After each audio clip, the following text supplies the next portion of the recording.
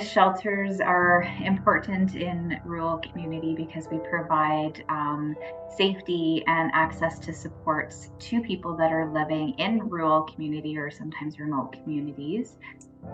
They're kind of the one-stop shop.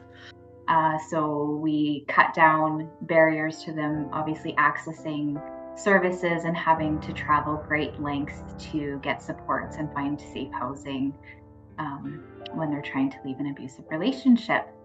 Although our shelter is for women or trans women, our emergency shelter, we also work with males that are experiencing violence through our outreach programs.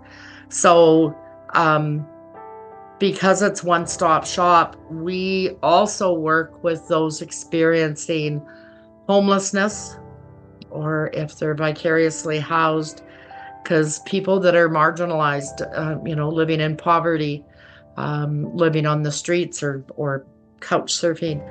So we are also providing, emergency shelter for people and the support, our services, like support services. As simple as giving somebody a food hamper to, continuing services in our second stage shelter to women and children that are fleeing intimate partner violence.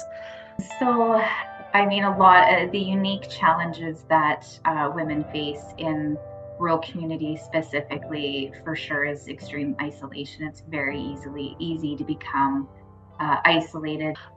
There's no autonomy. There's no privacy. Their business is known by all. So, with like living in rural community, women are often at an increased risk of more physical violence, and obviously at a higher risk of homicide. It creates challenges for women to leave their abuser because of like transportation issues. Rural communities don't have bus service to the cities. We don't have the old Greyhound or Red Arrow.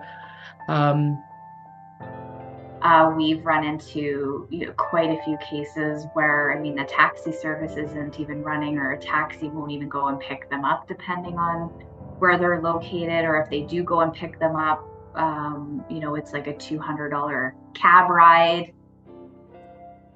The other challenge that we have is, what do we do when we don't have room in the shelter? We're always really quite full.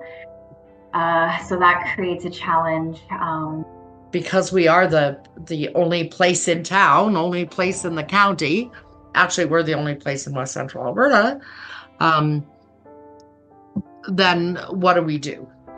Safe, affordable housing is hands down the number one barrier for people to leave their abuser.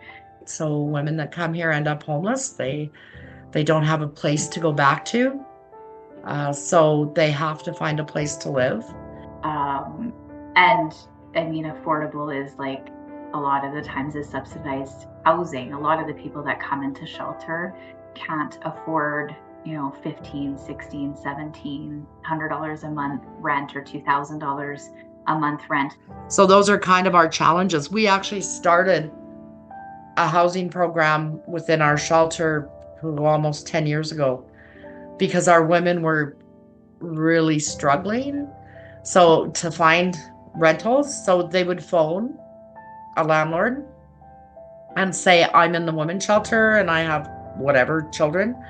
And then the landlord would be like, yeah, we don't take people from the shelter because of the stigma.